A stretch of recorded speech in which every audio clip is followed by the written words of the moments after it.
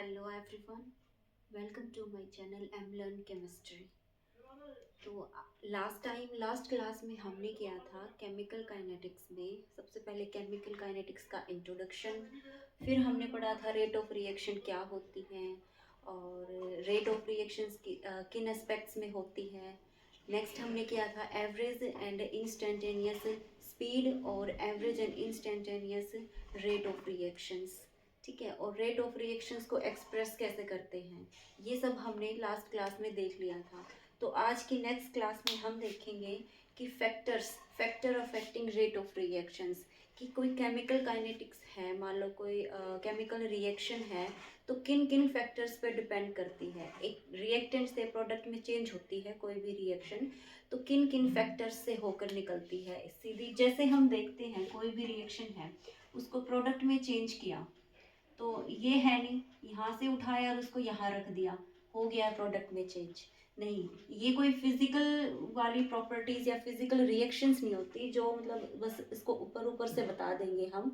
इसमें क्या होगा कि रिएक्टेंट को प्रोडक्ट, यानी कि एक रिएक्टेंट एक फेज है, प्रोडक्ट एक दूसरा फेज है, तो इसको इस दूसरे फेज में यानी कि प्रोडक्ट में चेंज करने के लिए कुछ फैक्टर्स होते हैं, उनमें से निकल के जाती है रेट ऑफ रिएक्शन। तो चलिए देखते हैं। सबसे पहला हमारा फैक्टर निकल के आता है रिएक्टेंट्स की नेचर कैसा होगा और उसका स्टेट कैसी होगी। तो नेचर सबसे पहला है हमारा, nature and states of reactant. हम रिएक्टेंट क्यों क्यों बात कर रहे हैं, प्रोडक्ट भी तो बोल सकते हैं।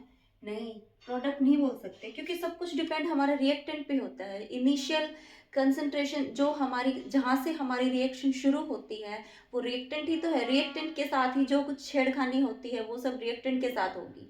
ठीक है, तो इसीलिए सब कुछ डिपेंड होगा रिएक्टेंट के ऊपर, उसकी कंसंट्रेशन, टेम्परेचर, स्टेट, नेचर, ये सब कुछ किस पर डिपेंड होगा, रिएक्टेंट पे। तो चलिए सबसे पहला फैक्टर है हमारा nature and state of reactant. तो चलिए सबसे पहले हम देख लेते हैं नेचर की बात कर रहे हैं हम। नेचर ऑफ रिएक्टेंट्स, नेचर से क्या समझ में आ रहा है, मतलब जैसे हम किसी इंसान है, कोई भी पीपल है, उसका नेचर बताते हैं ये कैसा है, भाई गुस्सेल है, शांत स्वभाव का है। सेम उसी तरह से हम रिएक्टेंट का नेचर बताएंगे कि कैसा है। कि देखो कोई भी रिएक्शन है हमारी, स्लो होती है, फास्ट होती है, ये क्या है, इसका नेचर हुआ, नेचर है ना। तो देखो एक रिएक्शन हम लेंगे सोडियम के साथ, H2O की करा देंगे रिएक्शन, और ये हमारा क्या बन जाएगा, NaOH। ठीक है, ये हमारा बन जाएगा। उसके बाद एक और रिएक्शन लेते हैं हम, एक हमारी है कैल्शियम के साथ, हम सेम H2O की साथ रिएक्शन कराएंगे, तो कैल्शियम हाइड्रोक्साइड, और इन दोनों में क्या होगी, H2 गैस रिलीज होगी, H2 गैस रिलीज होगी। तो अब दोनों में देखो क्या दिक्कत है, अब क्या दिख रहा है इसमें कि इसमें भी हम H2O के साथ रिएक्शन करवा रहे हैं, इसमें भी H2O के साथ रिएक्शन करवा रहे हैं। इसमें क्या होगी, ये तो हमारी रिएक्शन होगी फास्ट, ये हमारी है फास्ट रिएक्शन, और कैल्शियम वाली हमारी होगी स्लो रिएक्शन।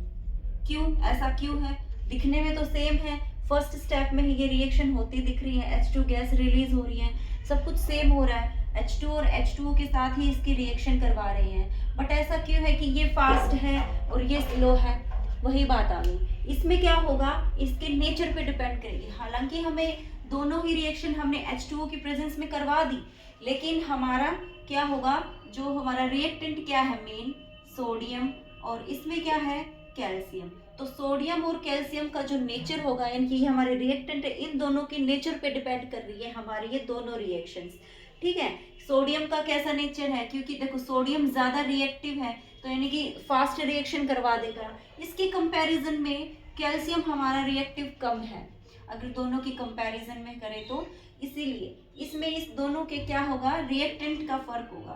तो हम इन दोनों का क्या हो जाएगा, रिएक्टेंट नेचर, नेचर किसका, रिएक्टेंट, सोडियम और कैल्शियम, इन दोनों के जो ये रिएक्टेंट है उसके नेचर पे डिपेंड कर रही है हमारी ये दोनों रिएक्शंस। ठीक है, सबसे पहले ये देखा हमने कि स्लो और फास्ट है, तो ये भी हमारा रिएक्टेंट पर ही डिपेंड करेगा कि इसका नेचर कैसा है। नेक्स्ट स्टेट की बात करेंगे हम। रिएक्टेंट की स्टेट से तो हमें आई थिंक यही समझ में आ रहा होगा कि ये हमारी 3 टाइप्स की स्टेट होती हैं, सॉलिड, लिक्विड और गैस। ये 3 टाइप की स्टेट पढ़ रखी है हमने। ठीक है, इन तीनों की पढ़ी हुई है, लेकिन सिर्फ यही स्टेट नहीं होती हमारी। एक होती है पाउडर्ड फॉर्म में। पाउडर्ड फॉर्म भी तो एक स्टेट होती है ना, एक लाइक। तो उस तरह से हम क्या करेंगे, पीसीस फॉर्म में कर लेते हैं। चलो सॉलिड का ही एक पार्ट होता है, हम सॉलिड को क्रश कर लेते हैं तो पाउडर या फिर पीसीस में कर लेते हैं। ठीक है, लेकिन जब हम रिएक्शन को अकर करेंगे तो इन दोनों के ऊपर भी तो डिपेंड करेगी। अगर पाउडर फॉर्म में होगी कोई रिएक्शन का, कोई रिएक्टेंट पाउडर फॉर्म में होगा और एक पीसीस में होगा, तो इन दोनों के कंपैरिजन में कौन सी रिएक्शन फास्ट होगी? ऑब्वियसली ये हमारी पाउडर फॉर्म वाली रिएक्शन क्या होगी, फास्ट होगी। कंपेयर करें किससे, तो पीसेस वाली से, तो ये इसकी क्या होगी, स्लो होगी। कैसे, एक एग्जांपल लेते हैं डेली रूटीन में जो हमारे यूज होती है रिएक्शंस। एक आयरन नेल्स लेते हैं हम, आयरन का एग्जांपल लिया। एक आयरन नेल्स लिया हमने Fe, इसका हाइड्रोक्लोरिक एसिड के साथ, जो कि ये हमारा एसिड है। ठीक है, इन एक्वस, AKO का मतलब पता है ना क्या है, कि एक्वस फॉर्म में है ये हाइड्रोक्लोरिक एसिड। तो इससे FCl। ठीक है, तो ये आयरन है हमारा। तो आयरन की 2 फॉर्म में ले लिया हमने। एक तो हमने ले लिया पाउडर फॉर्म में, और दूसरा हमने आयरन की एक नेल्स ले ली, कोई भी छोटी बड़ी एक नेल्स ले ली हमने, और एक हमने ले ली पाउडर फॉर्म में। तो हमें ये बताओ, ये हमारा साथ में होगा, एक्वस में जो HCl है ये हमारा साथ में होगा। तो अगर इससे बन तो गया आयरन क्लोराइड, जो भी हमारा ये बना है ये बन गया। ठीक है, लेकिन ये कौन सी फॉर्म में बना है, स्लो है कि फास्ट है? हमने अगर आयरन को अगर पाउडर फॉर्म में लिया है तो हमारी रिएक्शन हो जाएगी फास्ट, और अगर नेल फॉर्म में लिया है तो ये हमारी रिएक्शन हो जाएगी स्लो। अब क्यों आया होगा क्वेश्चन माइंड में, क्यों? क्योंकि देखो, आयरन जो रेट ऑफ रिएक्शन है हमारी, एक किस पे डिपेंड करेगी, मतलब सरफेस एरिया, जो कांटेक्ट ऑफ सरफेस एरिया है वो जितना ज्यादा होगा रिएक्शन उतनी ही फास्ट हो जाएगी। ठीक है, अब एक आयरन नेल्स है, ठीक है, इस तरह से ऐसे होती है, मान लो एक हमारी पाउडर फॉर्म में है। ठीक है, ये क्या करेगी एक्वस में, अगर इसी का एग्जांपल लेके चले, अगर HCl हमारा एक्वस फॉर्म में है, एक्वस मतलब वाटर के साथ है, एक्वस का मतलब वाटर होता है ना, तो वाटर के साथ में है। अगर हम एक तो इस नेल्स को डिसोल्व करेंगे HCl के साथ, और एक पाउडर फॉर्म वाला जो आयरन वाला हमारा रिएक्टेंट होगा उसको हम इसके साथ डिसोल्व करेंगे, तो कौन जल्दी डिसोल्व होगा? ऑब्वियसली ये हमारा जो पाउडर फॉर्म वाला है ये हमारा क्या हो जाएगा, इजीली डिसोल्व हो जाएगा, है ना। तो डिसोल्व हो गया तो क्या होगा, रिएक्शन जल्दी हो जाएगी, फास्ट हो जाएगी, और इसको डिसोल्व होने में काफी टाइम लग जाएगा। बस इसीलिए कि जो पाउडर फॉर्म में कोई भी रिएक्टेंट होगा हमारा, वो हमारा फास्ट होगा देन कंपैरिजन टू जो प्रॉपर जो नेल्स में या फिर सॉलिड में दे रखा होगा। ठीक है, ये हो गया।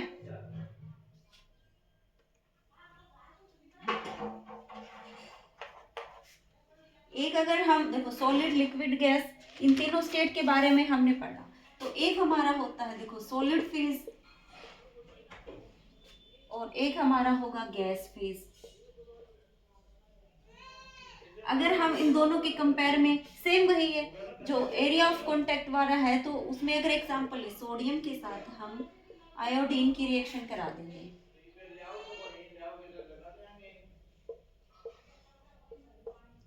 और इसमें भी आयोडीन। ठीक है,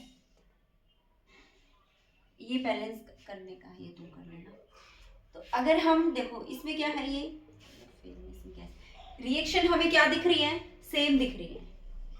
रिएक्शन एक तो सॉलिड फेज में रिएक्शन ली हमने, एक गैस फेज में रिएक्शन, दिखने में दोनों रिएक्शन हमारी सेम है, ठीक है। इसको भी सोडियम से आयोडीन के साथ रिएक्ट करवाया, सोडियम आयोडाइड बन गया, सेम इसमें बन गया।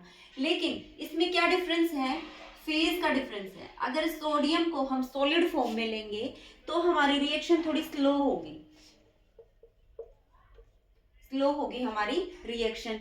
ये कुछ भी हो लेकिन ये सॉलिड फॉर्म में है ना, तो ये सॉलिड में है, इसको मेल्ट होने में, उसके साथ रिएक्ट करने में टाइम लगेगा, इसीलिए। और अगर इसको हम, ये हमारी गैस फॉर्म में है, अगर सोडियम को हम गैस फॉर्म में लेंगे ये इजीली डिसॉल्व हो जाएगी, जल्दी हो जाएगी, तो ये हमारी किस में हो जाएगी, फास्ट रिएक्शन हो जाएगी। तो अब समझ में आया कि नेचर और उसका स्टेट रिएक्टेंट का कितना डिपेंड करेगा रेट ऑफ रिएक्शन के ऊपर, कि अगर कोई सॉलिड, लिक्विड और गैस में है तो हम सबसे पहले किसकी फास्ट रिएक्शन होगी, गैस वाले की, फिर लिक्विड वाले की, और फिर सॉलिड वाले की, ठीक है। अब नेक्स्ट हमारा है कंसंट्रेशन। नेक्स्ट फैक्टर आ गया हमारा कंसंट्रेशन।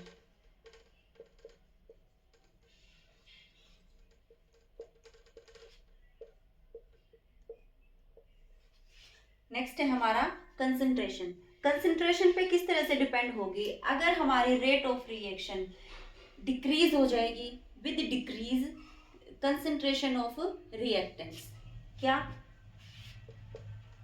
रेट ऑफ रिएक्शन ऐसे कर देते हैं, decrease with decrease concentration of reactant and vice versa, कि रेट ऑफ रिएक्शन हमारी इंक्रीज होगी with increase concentration of reactant, ठीक है। देखो कैसे होगी, मैंने लास्ट टाइम एक कोई एग्जांपल के थ्रू समझाया था कि अगर पानी है, देखो ये एक गिलास में पानी है, ठीक है, ये हम रिएक्टेंट मान के चल रहे हैं, ये हमारा है रिएक्टेंट, ठीक है। अगर हम दूसरी गिलास में इसको डालेंगे तो इसमें देखो, ठीक है, इसमें डालेंगे तो इसमें थोड़ा सा डालेंगे, इसमें जितना थोड़ा पानी आएगा उतना ही इसमें भी कम होता चला जाएगा, ठीक है। इसमें इतना डाल दिया तो इसमें भी इतना कम होता चला गया, ठीक है। तो वही है कि देखो rate of reaction with decrease concentration of reactant and vice versa.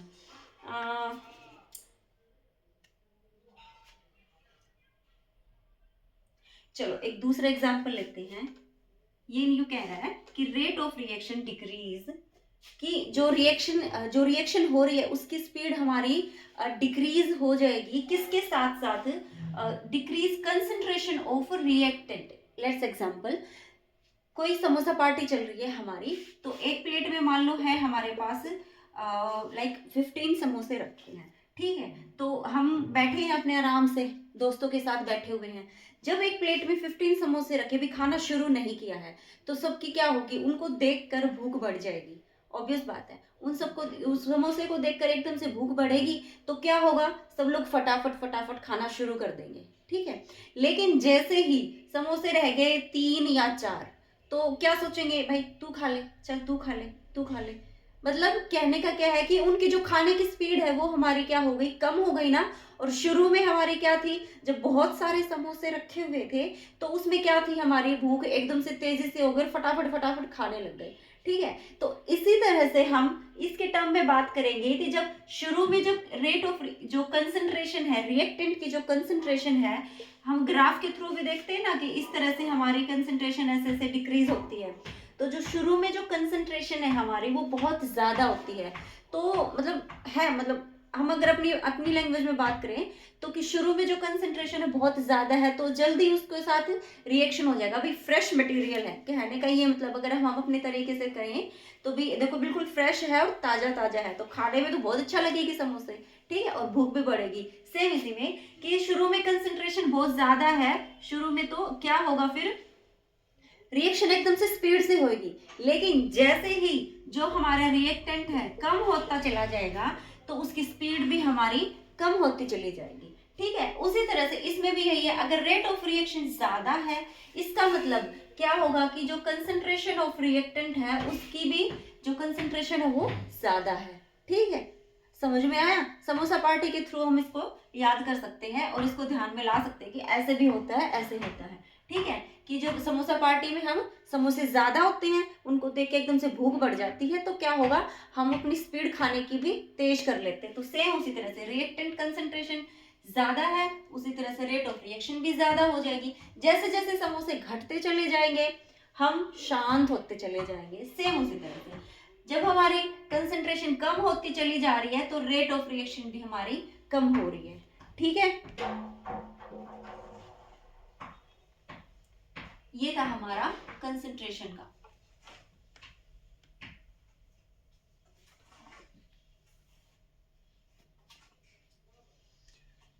अच्छा, अब नेक्स्ट हम करेंगे टेम्परेचर का। टेम्परेचर का क्या इफेक्ट पड़ेगा?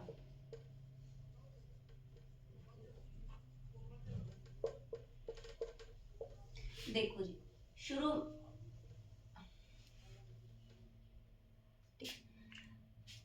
हमें पता है कि अगर कोई रिएक्शन कराने के लिए टेम्परेचर बढ़ाएंगे तो उतनी ही स्पीड से हमारी रिएक्शन होगी। ठीक है, अगर जैसे ही टेम्परेचर को डाउन कर देंगे तो रिएक्शन भी हमारी कम हो जाएगी।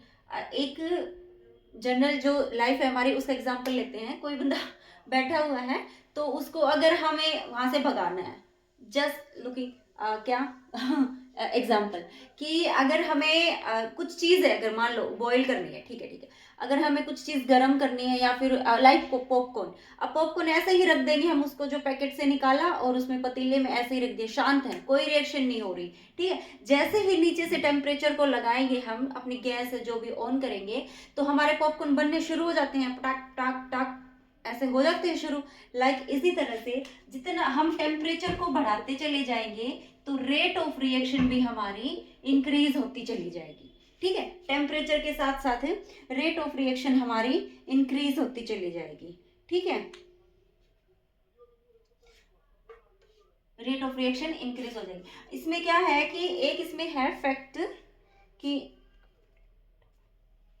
अगर हम कोई टेम्परेचर है हमारा, अगर उसको 10 डिग्री राइज कर देंगे तो जो रेट ऑफ रिएक्शन है हमारी वो क्या हो जाएगी, डबल हो जाएगी। ठीक है, 10 डिग्री अगर उसको इंक्रीज कर देते हैं अपने टेम्परेचर को तो वो रेट ऑफ रिएक्शन हमारी क्या हो जाएगी, डिग्री सॉरी डबल हो जाएगी। ठीक है, तीन फैक्टर हो गए हमारे, nature and state of reactant, concentration, temperature, और लास्ट है हमारा कैटलिस्ट। कैटलिस्ट के बिना तो रिएक्शन का कोई मजा ही नहीं है कराने का। कैसे, वो हम आगे पढ़ते जाएंगे। ठीक है, सबसे पहले ये समझो कैटलिस्ट। कैटलिस्ट सबसे पहले ये होता ही क्या है, कैटलिस्ट क्या होगा कि देखो, कैटलिस्ट होता है जो हम अपने अपने कॉमन सेंस में बोले कि जो बीच वाला बंदा होता है ना, कि कोई दोस्त खड़े हुए हैं आराम से, ठीक है, उनके बीच में लड़ाई हुई हुई है, उनके बीच में वो दो दोस्त हैं, उनके बीच में ना थोड़ा झगड़ा हो गया है, तो क्या होगा, वो एक एज ए कैटलिस्ट कोई तीसरा बंदा आएगा, थोड़ा सा शाम को कुछ कह देगा, थोड़ा सा वो राम को कुछ कह देगा, तो उनके बीच में क्या होगी, और तेज की लड़ाई हो जाएगी। तो बस उसने क्या किया, कैटलिस्ट, वो कैटलिस्ट बन के आया और उन्होंने क्या किया, उनके बीच की जो रिएक्शन है यानी कि जो झगड़ा है बढ़ा दिया। सेम इसी तरह से कैटलिस्ट हमारी रिएक्शन में भी ऐसे ही काम करता है। क्या करेगा कि कैटलिस्ट है, कोई रिएक्शन है और उसको उस जो क्या करते हैं, उसको मोहन बोल देते हैं कैटलिस्ट को, वो मोहन है, उसका क्या गया, कुछ नहीं गया ना, उसके ऊपर कोई फर्क नहीं पड़ा, लेकिन श्याम और राम उन दोनों के बीच की लड़ाई और ज्यादा हो गई। सेम इसी तरह से रिएक्शन में भी ये क्या करता है, जो रिएक्शन है ना उसको स्पीड दे देता है, यानी कि उसकी स्पीड को बढ़ा देता है, बट खुद कंज्यूम नहीं होता। ठीक है, तो इसी ये कैटलिस्ट का हमारा ये काम होता है। तो हम कैसे करेंगे इसको,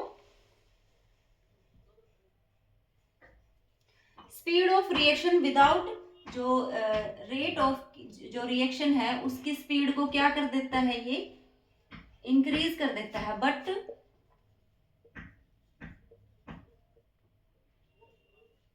विदाउट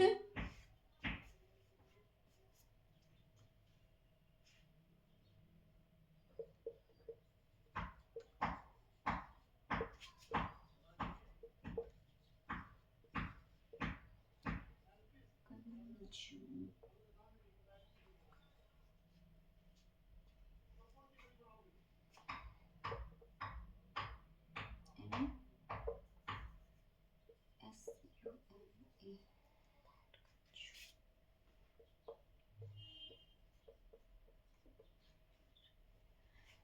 रेट ऑफ रिएक्शन में वो क्या करता है, स्पीड, रेट ऑफ रिएक्शन है ना, उसकी रिएक्शन की क्या कर देता है, स्पीड इंक्रीज कर देता है without itself being consume in reactions. ठीक है, रिएक्शन में वो तो खुद तो ऐसा ही रहेगा, लेकिन रिएक्शन को हमारी रिएक्शन की जो रेट है उसको क्या करेगा, बढ़ा देगा। ये हमारा कैटलिस्ट का काम होता है। एक और है हमारा factor presence light, presence of,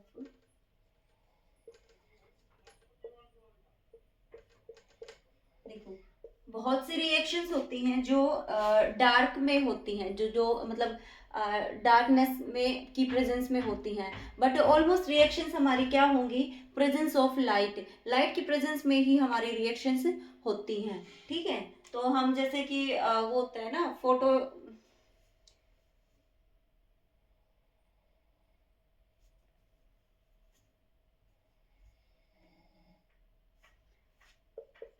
H2 plus Cl2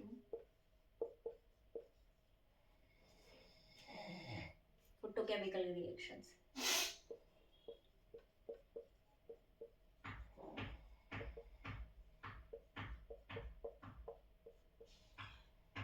presence of light, तो कुछ रिएक्शंस हमारी होती हैं कि जो डार्क में होती हैं, ठीक है, अंधेरे में होती हैं, लेकिन ऑलमोस्ट रिएक्शंस हमारे क्या होती हैं, लाइट की प्रेजेंस में होती हैं। ठीक है, तो जैसे कि H2 और Cl2 की रिएक्शन कराएंगे हम लाइट की प्रेजेंस में, तो हमारा HCl बन जाएगा और इसको हम बोलते हैं फोटोकेमिकल रिएक्शंस। ठीक है, फोटो मीन्स होता है लाइट। ठीक है, तो ये प्रेजेंस ऑफ लाइट में हमारी ये रिएक्शन होती है। बस ये छोटे छोटे फैक्टर्स हैं। इसमें क्या होगा, इसमें मतलब इस पूरे चैप्टर में हमारे कैटलिस्ट पे बात करेंगे हम, टेम्परेचर पर और रिएक्टेंट पर। बस काम आने वाले मेन तो बस यही है, बाकी तो हम अपनी अदर उसमें यूज कर सकते हैं। Surface area of the reactant, surface area of the reactant. Next है हमारा surface area of the reactant, ये हमारा है हाँ सिक्स्थ फैक्टर है हमारा surface area of the reactant. कि बता, वो तो मैं पहले ही डिस्कस कर लिया, स्टेट में जो हमने बताया था ना कि जो पाउडर फॉर्म में है और ये सब में है, तो वो स्टेट में ही आ जाता है भाई। जितना एरिया ऑफ कॉन्टेक्ट हमारा ज़्यादा होगा, रिएक्शन हमारी उतनी ही स्पीड से हो जाएगी, और जितना एरिया ऑफ कॉन्टेक्ट हमारा क्या होगा, कम होगा, तो रिएक्शन हमारी स्लो हो जाएगी। ठीक है, इसमें हम कर सकते हैं कि जो पाउडर फॉर्म है हमारी, उसको हम कैसे लिख सकते हैं कि जो स्मॉल पार्टिकल होते हैं, स्मॉलर पार्टिकल साइज, तो हमारी जो रिएक्शन है हमारी वो उतनी ही फास्ट हो जाएगी। Size greater the surface area. ठीक है, पार्टिकल्स हमारे स्मॉल होंगे तो सरफेस एरिया को वो ज्यादा कांटेक्ट में आएंगे। ठीक है, और रिएक्शन हमारी फास्ट हो जाएगी, एंड फास्टर द रिएक्शंस।